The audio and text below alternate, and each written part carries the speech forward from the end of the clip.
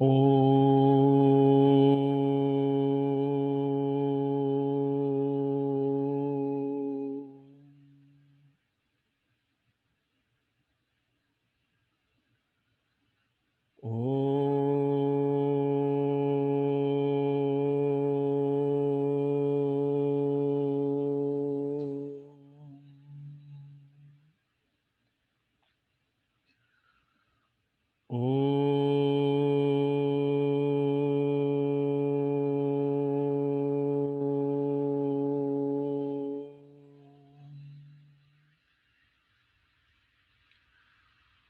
ॐ सहनाववतु सहनौ भुनक्तु सह वीर्यं करवावहै तेजस्विनावधीतमस्तु मा विद्विषावहै ॐ शान्तिः शान्तिः शान्तिः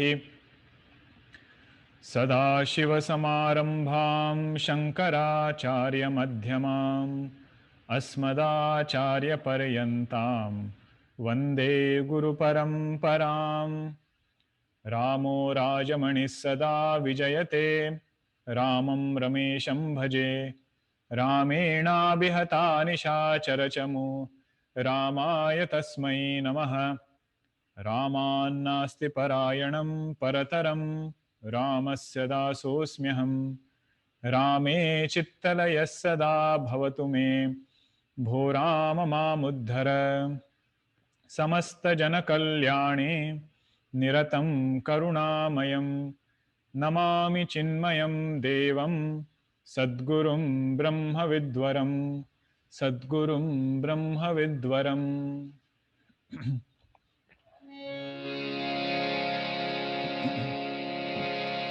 श्रीराम जय जय राम ओम श्रीराम जय जय राम ओम श्रीराम जय जय राम ओम श्रीराम जय जय राम ओम श्रीराम जय जय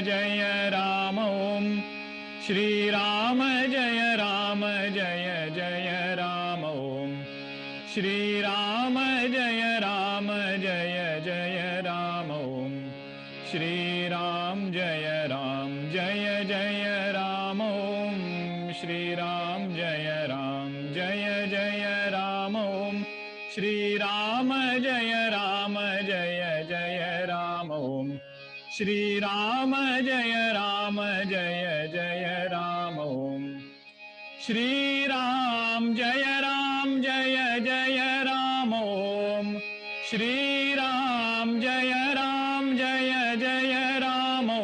श्रीराम जय जय राम ओम श्रीराम जय जय राम ओम श्रीराम जय जय राम ओम श्रीराम जय जय राम ओम श्रीराम जय जय राम ओम श्रीराम जय जय राम ओम श्रीराम जय जय राम ओम जय जय राम ओम जय जय राम ओम। सियावर रामचंद्र की जय। श्री सद्गुरुनाथ महाराज की जय। Hari Om everyone. We will chant the first 3 verses of Sadhana Panchakam. Vedo nityamadhiyatam taduditam karmasvanushthiyatam tene shasya vidhiyatam apachitihi kamye matistyajyatam पापौघः परिधूयतां भवसुखे दोषोऽनुसन्धीयताम् आत्मेच्छाव्यवसीयतां निजगृहात् तूर्णं विनिर्गम्यताम् संगः सत्सु विधीयतां भगवतो भक्तिर्दृढाधीयताम् शान्त्यादिः परिचीयतां दृढतरम् कर्मासु सन्त्यज्यताम् सद्विद्वानुपसृप्यतां प्रतिदिनं तत्पादुका सेव्यताम्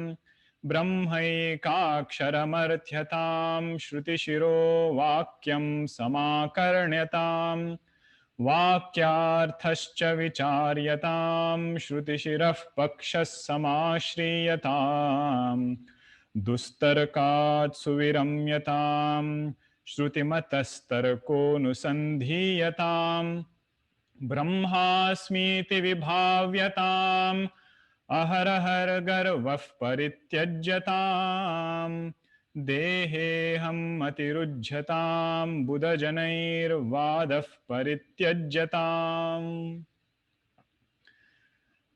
Bhagwan Shankaracharya ji in this text has been giving several sadhanas for us.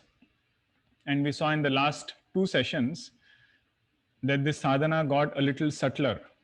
First it was related to karma yoga, how do we have right attitude in action, all those sadhanas.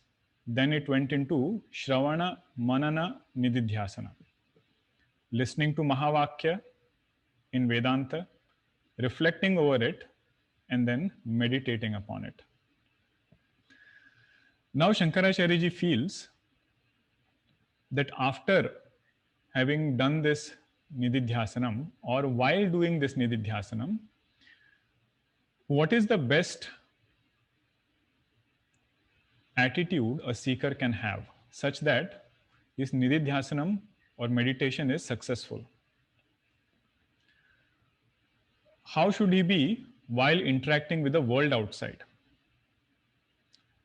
So that if it is taken care of, then the main purpose of Nididhyasanam and Shravanam and Mananam, they will be very fruitful.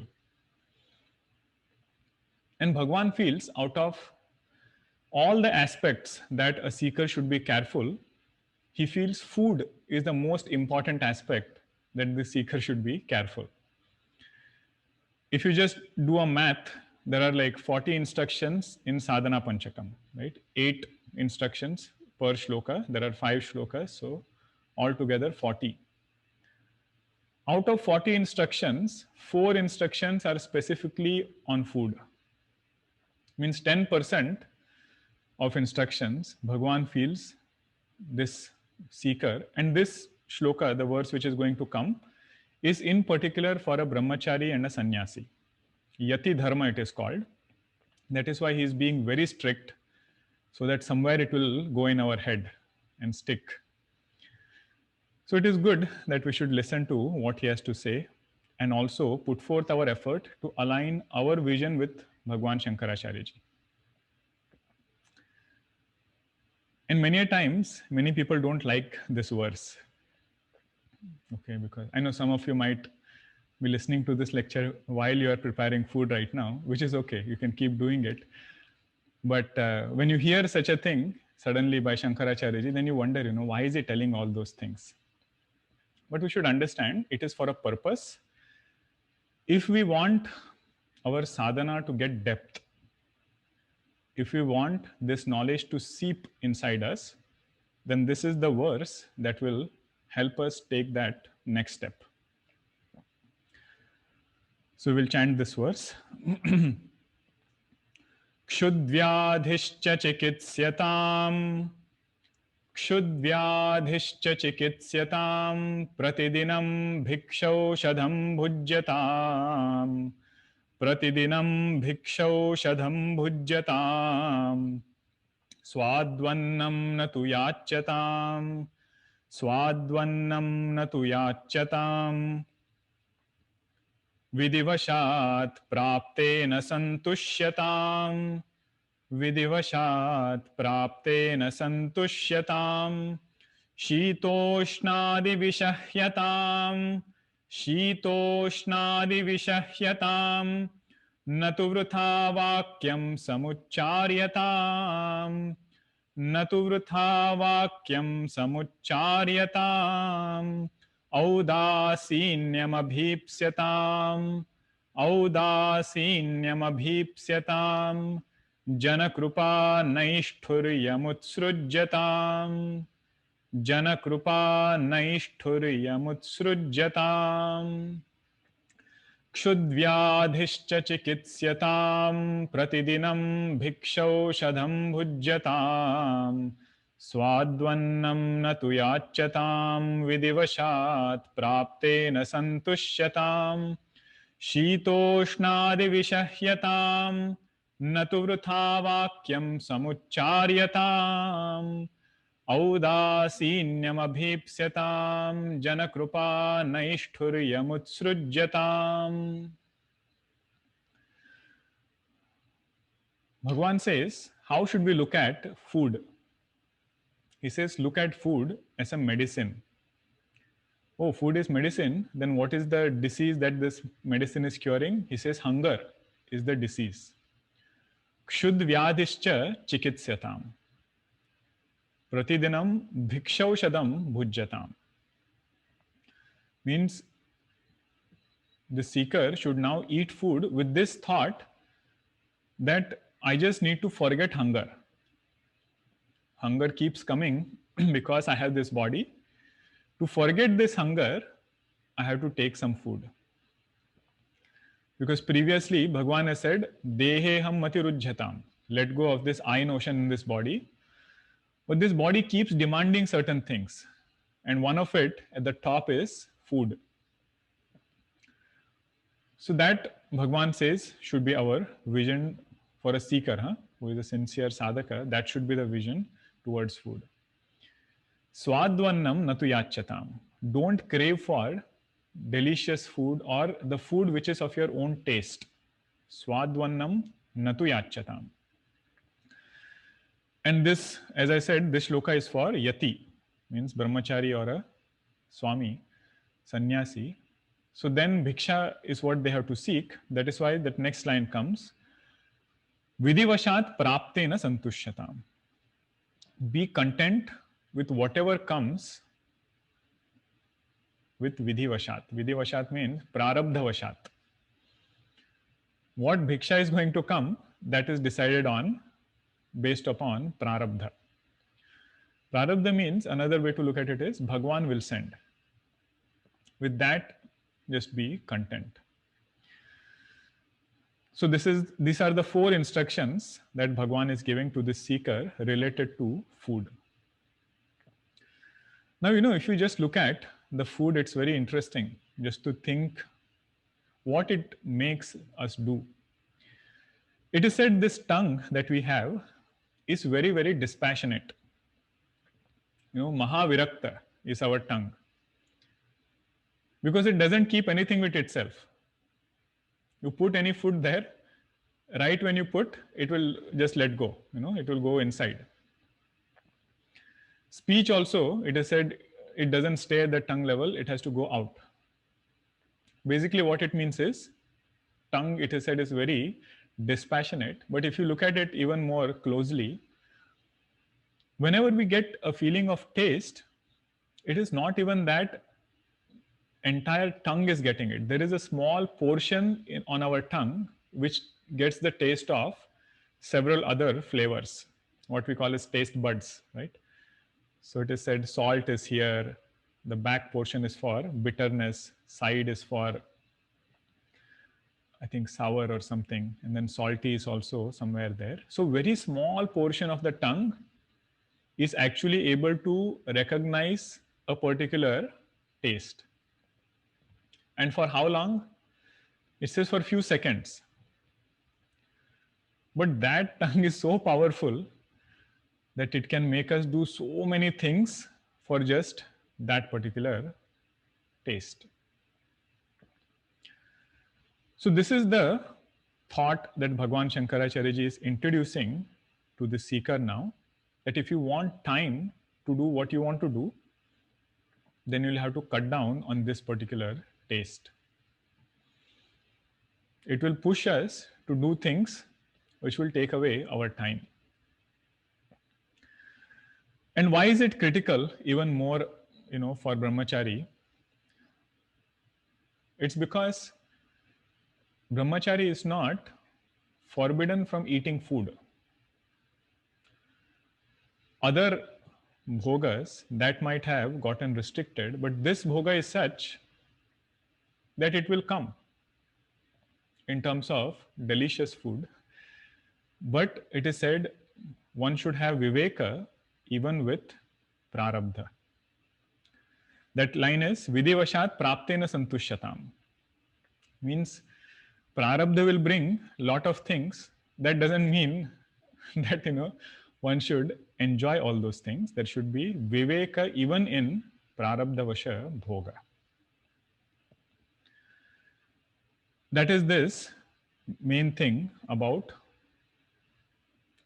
being very mindful about what is our thought while eating food. That is why we have this prayer which we chant right before eating, Annapurne Sadapurne. There one line comes which reminds us why we are eating food. Jnana Vairagya Siddhyartham Bhiksham Dehi Cha Parvati. Means opposite is also true. If there is no jnana and no vairagya, then mother says the purpose of this bhiksha is not fulfilled.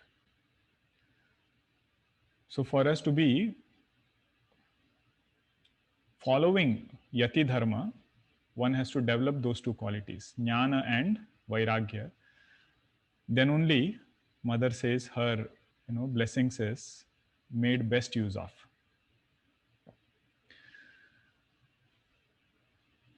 And what happens is with this food taste, what is there, it definitely takes our mind away from our main goal.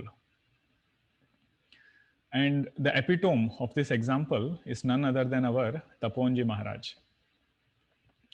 It is said when Taponji Maharaj used to teach, lot of students used to be there, right? Brahmachari. Lot means not like, several, like 4 or 5 of them used to be there. It used to be very difficult to study under Taponji Maharaj, very strict teacher. And a lot of people from the city used to come to meet Swamiji. So they used to bring a lot of sweets and, everything. And they used to leave in Swamiji's kutia and go away. And while teaching, Taponji Maharaj used to notice that, students' mind is not on what I'm teaching, it is more on what is inside. Because they know that, Swamiji will give it to all of them. So he used to ask all the students to take whatever they have offered, the devotees, and he used to say, go and offer this to Gangaji. So students used to take many of those, things and then offer to Mother Ganga. And he used to say one sentence, bringing was their dharma and offering back again is your dharma. So that, is the discipline with which our Taponji Maharaj lived. More we recollect him, more we should get inspired, by him. And there was another Swamiji I remember. His name was Karpatriji Maharaj. This I had read in one book called Pavan Prasanga, written by Swami Akhandanandji. There he says, he went to meet Karpatriji Maharaj, and Swamiji said that to Akhandanandji, he said, oh, you have come in the afternoon, now we will have lunch. My disciple is there who has made moong dal khichdi. Swamiji thought, Akhandanandji Maharaj thought, moong dal khichdi means he will bring something. So he brought, go to see, it has no salt, it has no tadka, and it has no any other spice, no ghee, nothing. It is only moong dal which is boiled. And then Karpatriji Maharaj used to tell Swamiji also and other people also, if you live with me, this is how you will get. But you don't have to eat like this. You can add whatever you want. So then he would ask other people to bring, but nobody would add because Swamiji is eating like that. How can we eat? But the main point is, controlling food is a way to control the mind. Annamayam hi somya manaha, right? So from food alone, our thoughts are formed. So regulating amount of food helps in regulating quantity and quality of thoughts.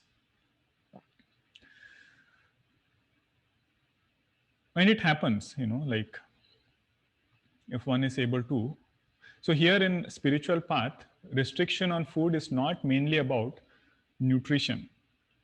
I mean, somebody can be very careful about food because of nutritional purpose. That if I eat too much, then this will happen. If I eat too much of that, that will happen, which is good. That is also there. But the main aspect for a spiritual seeker to be mindful about food is that taste taking my mind away? You know, am I deciding what to eat, or is the food deciding whether I should eat? In one Upanishad, it is said, we don't know who is eating whom. Are we eating the food, or is food eating us? Food eating us meaning that this taste and, you know, things that are as though caught upon us. So that is why this sadhana comes, that being very mindful about what we are eating, and also not being too insistent upon food. Now this is for somebody who is, you know, very strict in terms of food. Now somebody might ask, you know, can you make this more practical? What is this, you know, such as extreme end is being said about food? How can we make it more practical in our own life? So some thoughts which are shared in that context is, first of all, whatever food we make, making sure that we offer it to Bhagwan as prasad. If we can physically do it, nothing like it. Putting it in a small container, keeping it in front of Bhagwan, and just pranaya swaha, apanaya swaha, vyanaya swaha, udanaya swaha, samanaya swaha. Only that much. Hardly it takes less than a minute, or one shloka if you want to chant from Annapurna Stotram. And then mixing it back in the main meal that we have prepared. That is how generally you see in pujas and all it is done, right? If it is too difficult, at least mentally doing this Naivedya. What will happen with that is, food will automatically become sattvic. If we are sensitive, we can offer only sattvic food to Bhagwan, so we will end up making sattvic food. One is offering outside. Another is when we eat also, eating with this mindset that it is Bhagwan only who is eating this food. So Bhagwan in 4th chapter will say this is a kind of yajna, being mindful about what we are eating and with what understanding we are eating food. Same Bhagwan who is there inside, we are offering food to him, so that Naivedya has to be sattvic, that Naivedya has to be of good type, made with good thoughts and emotions. So that is the first one, offering it to Bhagwan. Second practical way to look at this is, you know, sometimes there might be something which is not according to our taste. Making sure that we don't say anything about it. If we are asked, then it is a different matter. Somebody asks, right, before serving it, how is the salt, how is, you know, sourness, then you tell what is there. But in general, when we are eating food, if there is any shortcoming which according to our taste it is not in that way, making sure that we don't say anything about that. That itself is one kind of sadhana. Meaning, what are we doing here? Through the taste, we are training our mind. Taste is secondary actually. What gets trained is the mind. Okay, so that is the second portion. Third is in terms of quantity of food. How much should we eat? So it is said we should eat as much, so much so that we don't remember our hunger. And our Guruji always, I don't know where Guruji got that equation. I think it should be somewhere in Ayurveda. He must have found it. He says, when you feel like eating more, that is when you stop. When you feel like eating more, right? After around 3/4 of our meal, we feel I can eat some more, it is good. he used to tell us that is when we should stop. And the last one is with regards to food, right? If we want to overcome any taste, you must be familiar with these two words. One is called shama, another is called dama. Shama means control of the mind, and dama means control of sense organs in order to control the mind.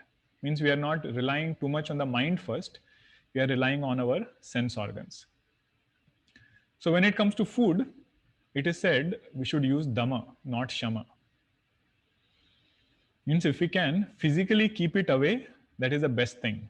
We should not try to play with fire and say, oh, let that food be there and I will control how much I should eat it. If that food is harmful, for us, let's say some sweet or some kind of food which I should not be eating, if it is there, then shama will most likely not work. There what will work is dama. Means if it is kept away from that sense organ, what is the sense organ? Tongue, the taste. Then we'll be able to overcome that taste. So like this, our bhava towards food should be very sattvic and not looking at it as a bhogya vastu. In Bhagavatam it is said, what is the purpose of bhoga? Purpose of bhoga is only for jivan nirvaha. Means to make sure that we are able to continue with our life and move towards our main goal, which is to inquire into the nature of truth, which is to seek what is this tattva, which is the absolute source of happiness. That is our main goal. In order to reach there, in between, we need something to help us, keep us pushed on that path. That is why bhoga is there. Means looking at that same object from a spiritual standpoint. So then it won't become a source of bondage. Swadvannam natu yachatam vidivashat praptena santushyatam. Now, because this is for a yati, somebody who is wandering, then comes the next instruction, shitoshnadi vishahyatam. Learn to bear all pairs of opposites. Not every time the situation should be just according to how we want. Literal meaning of this is climatic situation. Shita Ushna means cold and heat, which also is one meaning, where outside if somebody is traveling, then in some places it could be too much of an extreme, either this end or either too cold or too hot, making sure that doesn't become a barrier towards our main goal. But whenever this word shitoshna comes, what it means is pairs of opposites. Somewhere it might be praise, somewhere it might be an insult. Somewhere it might be people who are very loving and dear. Somewhere it could be a group of people who are very much against us. So like this, we will always encounter a pair of opposites. And Bhagwan says, neither we should get too carried away with one, nor should we get too frustrated with the other. Shitoshnadi vishahyatam.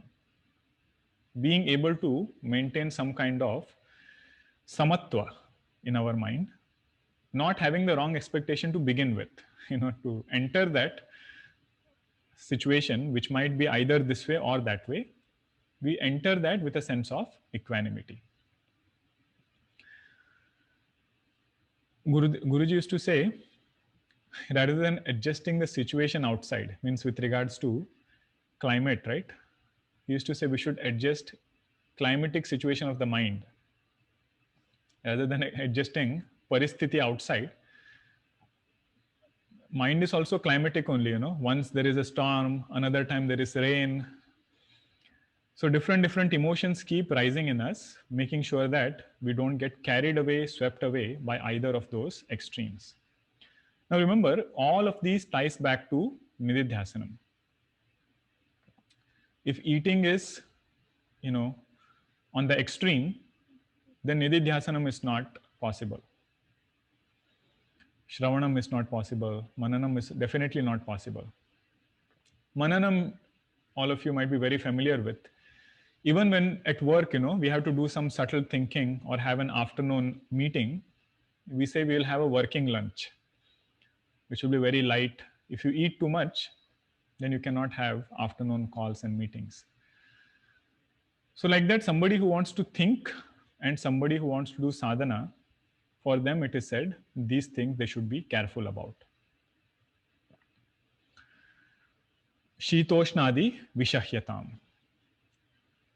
And next one is an interesting statement, natu vrutha vakyam samucharyatam. We should not indulge in speaking things which are vrutha. Vrutha means those that don't have any meaning. Meaningless talk that one should not indulge in. Now this line can be understood in the context of the previous line also. Means shitoshnadi vishahyatam, whenever there are pairs of opposite, don't keep talking about those pairs of opposites. Whether somebody praises us, somebody insults us, not to talk about those two pairs. What did this person say about me? What did this person say about me? But it can also be looked at independently. Natu vrutha vakya samucharyatam is a very powerful sadhana which can be looked at as an independent sadhana. Means that one should not indulge in statements which are not going to bring any good to us. In other words, what we call as gossip. Gossip means what? Talking about somebody in a negative way when they are not there. Right? And this we see in several places that it happens very naturally. And what is there here at the root of this, there is some kind of sukham hidden in this gossip also, and that is, it gives a sense of perfection in ourselves, which we don't see in others. Means we start feeling we are perfect, and everybody else around us, they have some kind of problem. That is this sukham, which one gets. This is where we should seek help from Ramcharitmanas. One of the qualities of a devotee, Bhagwan Ramchandraji tells Shabari, Sapanehu nahi dekhai paradosha. It's a beautiful quality of a devotee. That even in dream, this sadhaka does not see faults in others. Which is a matter of fact. Because just like me, nobody else is perfect in Vyavahara. When it comes to transaction, everybody will have something or the other which is a shortcoming, just like we have in ourselves. So this is a great, sadhana for a devotee, cultivating, because this is sadhana panchakam, right? Sadhana is always for a sadhaka, for us only. Making sure that we don't spend our time in those things. Guruji used to tell us one sadhana, I think in one of the texts when we were studying, he said, we should develop a thought of looking at every person as a realized person. Looking at everybody else as a realized master. And he said, whether they are realized or not, doesn't matter. We will benefit from it. Very interesting sadhana. We should think more about it. It's very easy to dismiss, what kind of a sadhana is this. But if they have said, there is some weight to it. Looking at every other person as a realized master. He said, our perspective about the world will change with such kind of a thinking. That is why the sadhana comes, natu vrutha vakyam samucharyatam.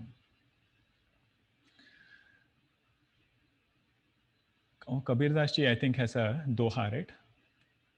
Bura jo dekhan main chala, bura na milaya koi. That I went out looking for a wicked person and I could not find anybody. जो मन देखा अपना, मुझसे बुरा ना कोई. The moment I started looking inside myself, I couldn't find any person more, wicked than me myself. Now, this is the heart of a devotee, making sure that attention is always on ourselves when it comes to being strict, being very sensitive towards what are the thoughts which are going inside. Okay, that is this devotee. There is a story of Socrates, when about gossip. He had many students. Socrates had many students. One person came and said to Socrates that, you know something about that student of yours? Socrates said, wait a minute, before you tell me something, I will ask you some things with which you should pass that test. I will ask you 3 things. If you pass that test, then you tell me what you have to tell me about my student. So the first question he asked is, whatever you are going to tell me, are you 100% sure it is a matter of fact? It is the truth that you are telling me. So that other person said, well, maybe I'm not sure because I just heard it. So I'm not sure it is 100% true. We said, okay, let us say the first one, you are telling me something which you are not sure it is true. The second thing I want you to tell me is it a good thing that you are telling me about that person? Socrates asked him, is it a good thing that you want to tell me about my student? So that other person said, actually, no, it's not a good thing, it's a bad thing. So he said, okay, so you want to tell me something which is, you're not sure it is true, and it is something bad about some person. And he said, what is the third? Third, he said, tell me if this is going to be beneficial to me. Whatever you are telling me, will it benefit me in some way? He said, well, not really. It's not something that you will benefit too much from it. We said, great. So you want to tell me something which you're not sure of, which is bad about somebody, and which is not going to benefit me. So why tell me? So that person also went away. He did not say anything. But the main point is, if this becomes our thought process, it will benefit a lot in our sadhana. Mind will be much more lighter. It will be able to soar higher.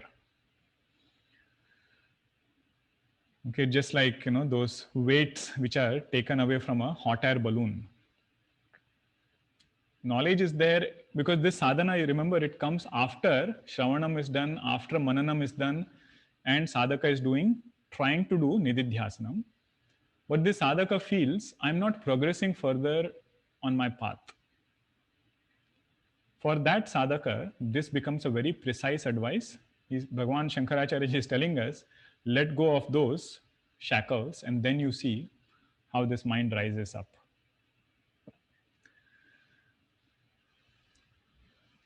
And there is another aspect to this sadhana. See, on one hand, what we are hearing from Vedanta is that one reality which is a substratum of this entire creation, trying to see oneness in each and everything that is there around us. The same consciousness which is illumining my thoughts, same consciousness is appearing as this creation, as this person, and everything. Now, what this Vrutha Vakya is doing is, it is strengthening my previous understanding of division. Seeing myself as different from others, seeing myself as different from objects around me. Now, both are at a tug of war. One side there is Vedanta trying to tell me everything is the same consciousness. Another side it is Nanatva, Pruthaktva. Differences which are getting strengthened by these talks. So it's a very good metric, those 3 lines that the 3 tests that Socrates had given that person. having that at the back of our mind always in our vyavahara, that will help us very much in our life. Then comes another sadhana, because somebody might ask, okay, you have told me all these things, which is good, natu vrutha vakyam samucharyatam, but sometimes I have to be in a group of people where I cannot just walk away. I have to be there listening to what others are talking or anything. There, how should my conduct be? There, this sadhana, Bhagwan Shankaracharya ji says, Audasinyam abhipsyatam. Audasinyam means ut asina, raising our interest or mahatva buddhi to something higher.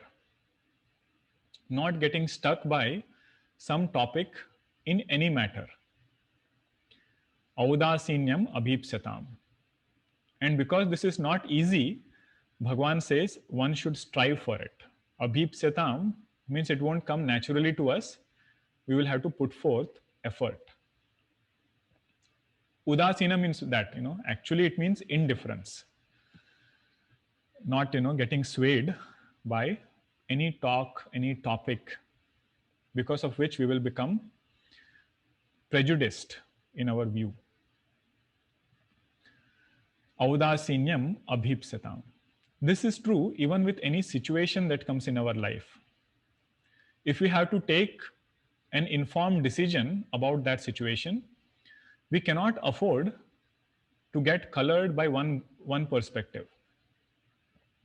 If you want to make an objective decision about any topic, it might be even which grad school I'm applying to, I cannot afford to be swayed or colored by only one aspect. So to make a informed decision, to make a decision which is based on facts, we need this udasinata. That is why this sadhana comes, Audasinyam abhipsyatam. Make sure that we are not getting swayed too much by opinions. This is a very important sadhana if somebody wants to progress further on their path, whichever goal it is, spiritual goal, any other goal, not over-analyzing statements by others,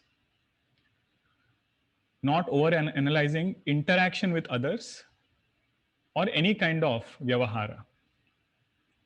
This we discussed earlier also. What is vyavahara shuddhi? Vyavahara shuddhi means we should be able to let go of that vyavahara after it is done. It should not come back to our mind again and again, playing that same thing back. Our Swamiji, when he was explaining this particular sadhana, he had given one example from Akhandanand Maharaj's satsang.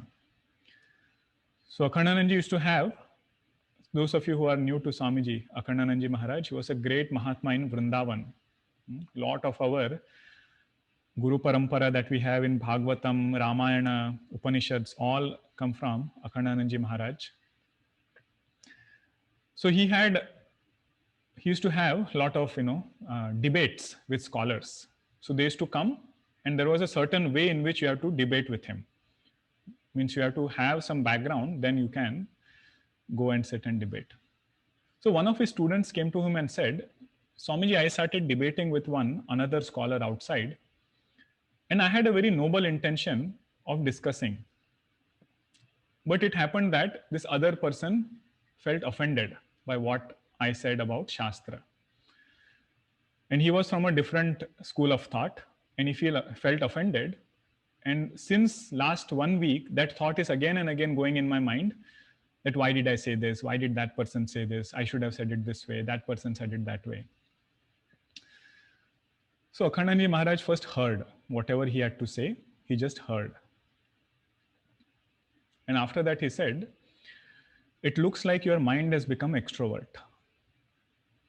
To that student, he is telling that your mind has become extrovert because you have started over-analyzing what people are saying about you. Means your attention should be on your sadhana, your understanding of scripture. And instead of that, now you have made another thing as your priority. Mahatma's answers are always something that we should dwell upon, not to overanalyze interactions. If it needs an apology, give it right then and there and finish, that matter, so that we can focus back on what is our main goal. That is this sadhana, audasinyam abhipsyatam, raising ourselves little above all these things so that we are not affected and carried away by those things. Janakrupa naishturyam utsrujyatam. I know we are out of time. I'll quickly complete this one. Now, this sadhaka is somebody who is living outside in the world. And this you might have noticed, Janakrupa means what? Seeking favor from people. And Naishturya means being very harsh. So Bhagavan is telling us we should avoid both extremes. Neither we should keep seeking favor from people, which will make us obliged and dependent on them, nor we should become so harsh and say that I won't ask help from anybody. I am a self-made person. I will always figure out things on my own. So Bhagavan is telling both extremes we should avoid. And whenever we join a new work, right, new job or something, this we experience. Because everything is new, setup is new. Either we end up asking people for help because we don't know, what is to be done.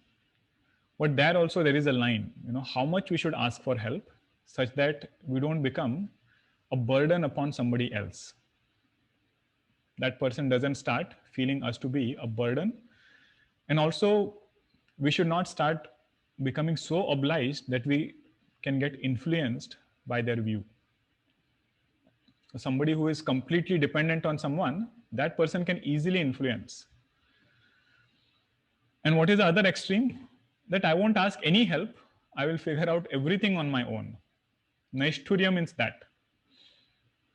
So both extremes, Bhagavan says we should avoid. So next time we will see from this point and then conclude the last verse. Okay, so we'll pause here. Beautiful sadhanas, Bhagavan is giving.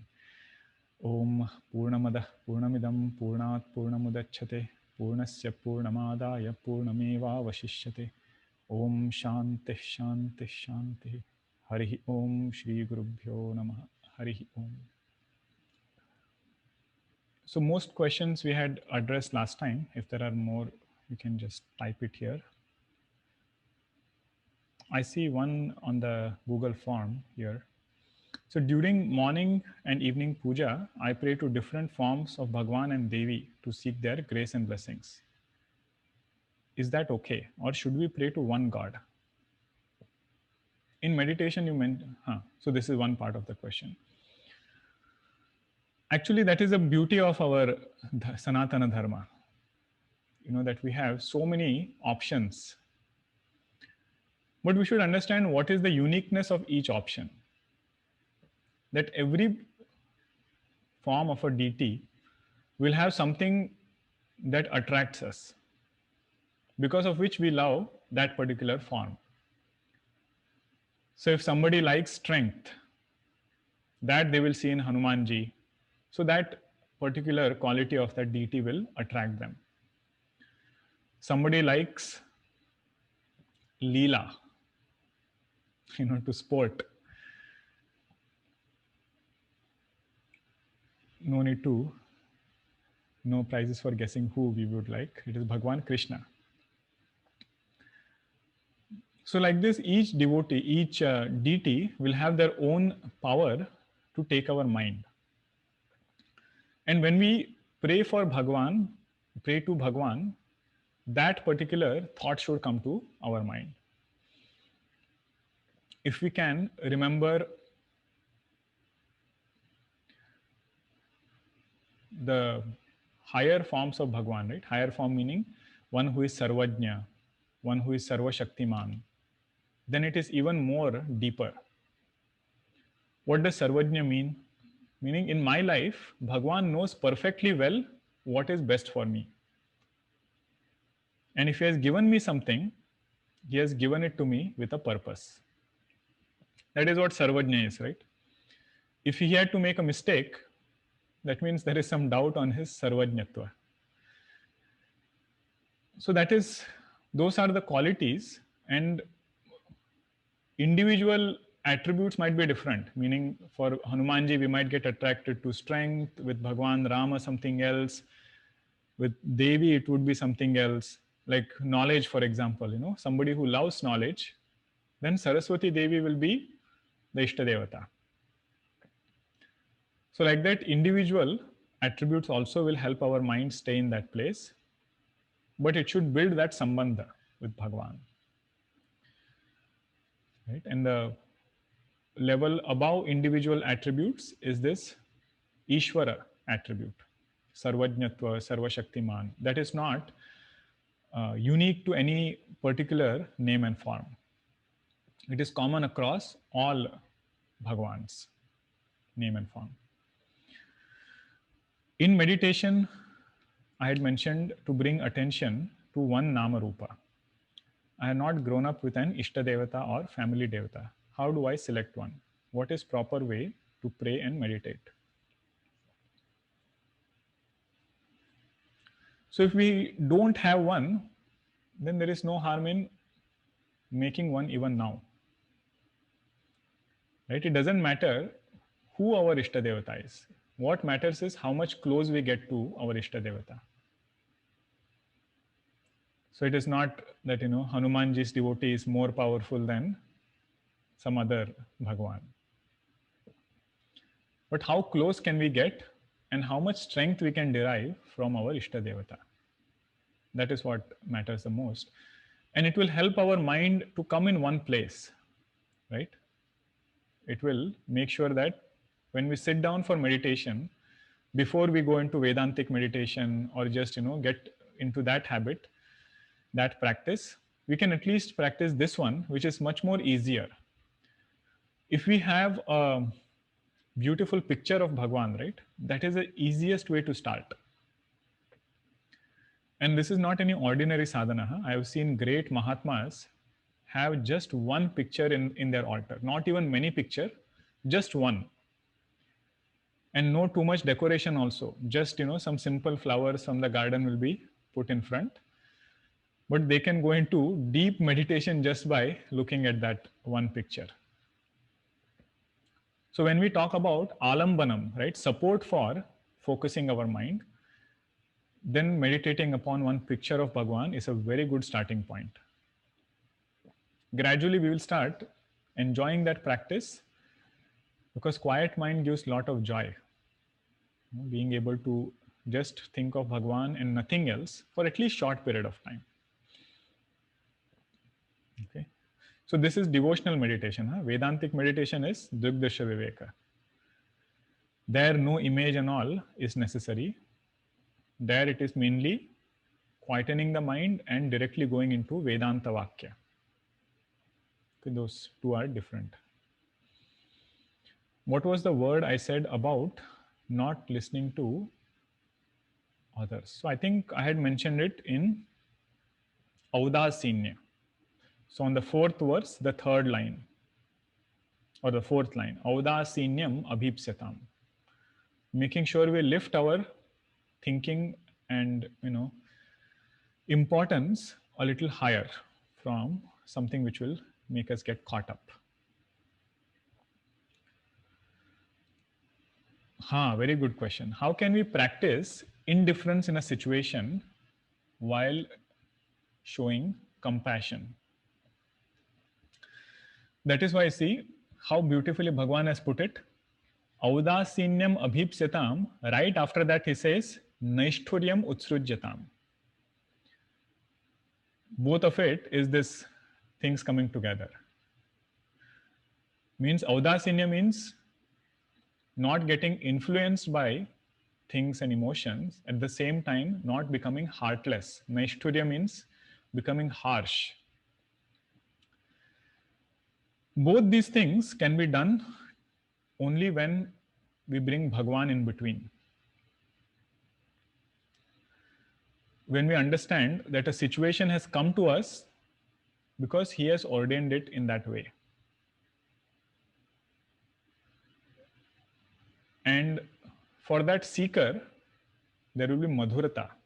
Madhurata means he will see Bhagwan in that form only, so he will not get too harsh also in that response. Opposite of Nishthurata is Madhurata. What we chant in all our stotrams, Adharam, Madhuram. So the seeker's heart should become like that in dealing with situations. See, when will indifference go away? When we get too much attached or have our own view about something. Then we cannot be rising above. Indifference also is, very not a very good translation of Audasinya. It's the closest we can do, but it doesn't capture the spirit sometimes, because indifference implies that there is harshness. I'm indifferent to that person. This is not that kind of indifference. This indifference is not getting influenced by any experience or a person, but having lot of madhurata while responding back. Okay, I think we'll pause here, and there are a few other questions that we'll take next time. Om Shanti Shanti Shanti. Hari Om Shri Gurubhyo Namaha. Hari Om. Hari Om.